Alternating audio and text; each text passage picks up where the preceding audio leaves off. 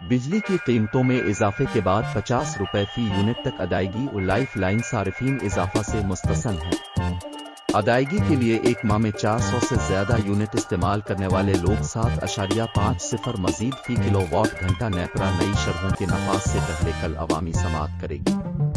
इस्लामाबाद वफाकी काबीना ने पावर रेगुलेटर की जानिब से कौमी औसत टैरिफ में इजाफे की दरख्वास्त की मंजूरी दे दी है, जिससे कुछ रिहायशी सारिफीन को 7.50 रुपए फी यूनिट तक ज्यादा अदायगी करना पड़ेगी। काबीना ने जुमा को समरी के जरिए इजाफे की मंजूरी दी और इस फैसले से हफ्ता को national electric power regulatory authority NEPRA को आगाह कर दिया गया। नेपरा ने अब कल के लिए अवामी समाअत मुकर्रर की है।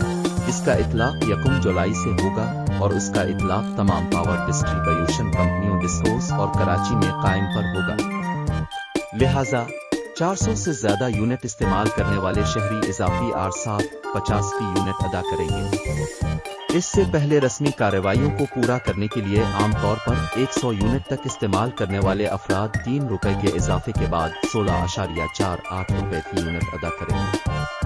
अगले स्लीब के लिए नई शरह 1012000 यूनिट्स 4 रुपए बढ़कर 22.95 रुपए फी यूनिट हो जाएंगे।